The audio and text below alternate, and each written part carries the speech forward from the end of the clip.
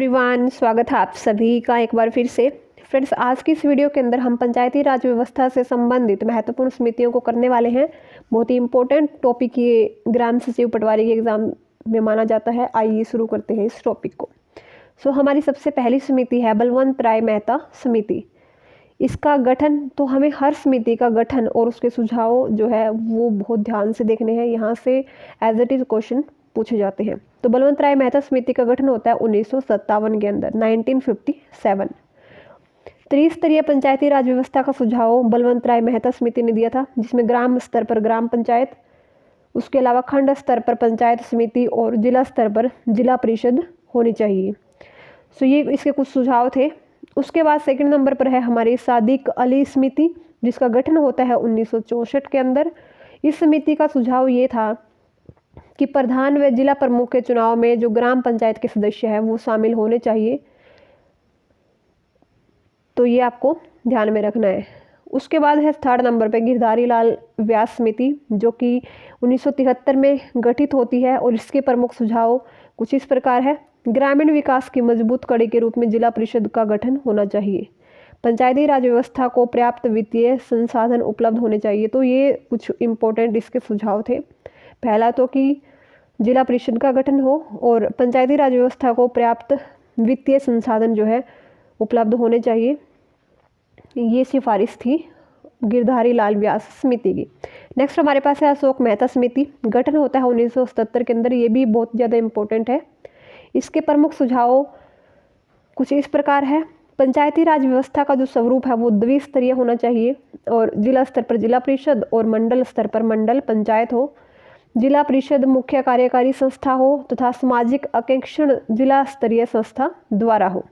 तो मुख्य कार्यकारी जो संस्था है इसके अकॉर्डिंग जिला परिषद होनी चाहिए। और जो राजनीतिक पार्टियां हैं वो भी चुनाव लड़ सके, उनको सभी स्तर पर चुनाव लड़ने का अधिकार प्राप्त हो। इसने 4 वर्षीय कार्यकाल का सुझाव दिया था अशोक मेहता समिति 1977 ने। नेक्स्ट है हनुमंत राव समिति। गठन होता है 1982 के अंदर।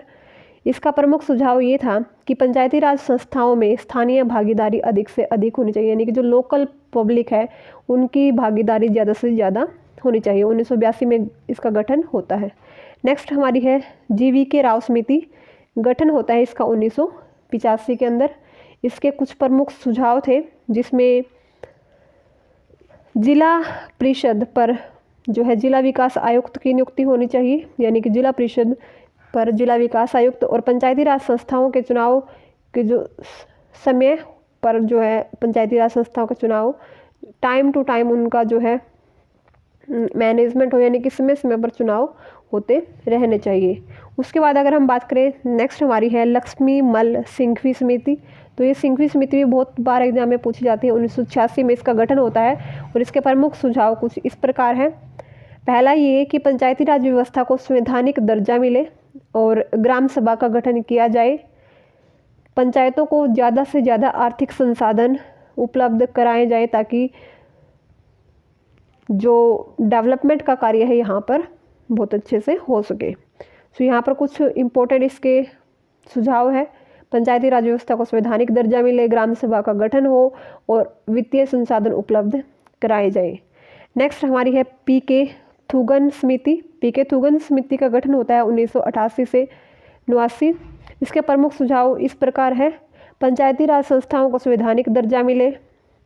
उसके अलावा जिला नियोजन स्तर पर राजनीतिक एवं प्रशासनिक व्यवस्था लागू की जाए। पंचायती राज संस्थाओं के चुनाव नियमित करवाए जाए, यानी कि जो है रेगुलर जो है या कॉन्टिन्यूसली एक टाइम पीरियड के बाद जो है चुनाव यहाँ पर होने चाहिए। नेक्स्ट हमारा है हरलाल सिंह खर्रा समिति। इसका गठन होता है 1990 के अंदर। इसके प्रमुख सुझाव ये है कि पंचायती राज संस्थाओं द्वारा सरकार द्वारा दिए जाने वाले अनुदान की राशि बढ़ाई जानी चाहिए, यानी कि जो सरकार अनुदान देती है पंचायती राज संस्थाओं को वो ज़्यादा से ज़्यादा यहाँ पर करना चाहिए। आइए अब देखते हैं कुछ इंटरेस्टिंग फैक्ट इस टॉपिक से रिलेटेड। सरपंच व पंच का चुनाव प्रत्यक्ष मतदान से जनता द्वारा होता है। तो अगर आपसे क्वेश्चन पूछे कि सरपंच व पंच का चुनाव जो है किस मतदान द्वारा होता है, तो प्रत्यक्ष मतदान द्वारा होता है। सरपंच व पंच को शपथ पीठासीन अधिकारी द्वारा दिलाई जाती है, जो कि ग्राम सचिव होता है।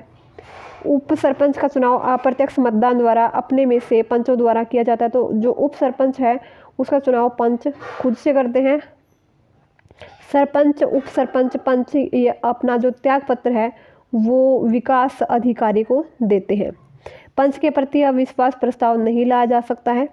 न्यूनतम 3000 की जनसंख्या पर 9 पंच होते हैं और आबादी अधिक होने पर प्रति 1000 की जनसंख्या पर 2 पंच बढ़ाए जाते हैं। तो 3000 की जनसंख्या तो 9 पंच होते हैं और अगर इससे ज़्यादा हो तो प्रति 1000 पर 2 पंच इंक्रीज हो जाते हैं। उसके बाद हम बात करते हैं ग्राम सभा।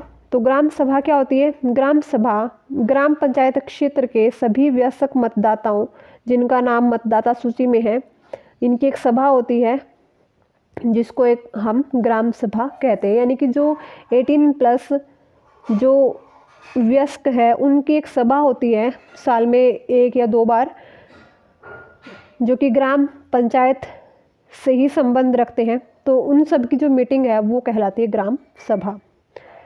नोट: हरियाणा में सर्वाधिक ग्राम सभा वाला जिला जो है गुरुग्राम है। केंद्र सरकार द्वारा 1999 से 2000 वर्ष को ग्राम सभा वर्ष के रूप में मनाया गया है। तो ये आपसे डायरेक्ट क्वेश्चन पूछ लिया जाता है, किस वर्ष को जो है ग्राम सभा वर्ष के रूप में मनाया गया था? 1999 से 2000। 24 अप्रैल को पंचायत दिवस मनाया जाता है। 1992 को 73वें संविधान संशोधन से महिलाओं को पंचायतों में आरक्षण दिया गया। पंचायत समिति का प्रमुख जो मुख्य सरकारी अधिकारी खंड विकास अधिकारी होता है। तो जो मुख्य सरकारी अधिकारी है पंचायत समिति का वो होता है खंड विकास अधिकारी, जिसको BDPO भी बोलते हैं। सो इस वीडियो में इतना ही। Thank you and have a nice day.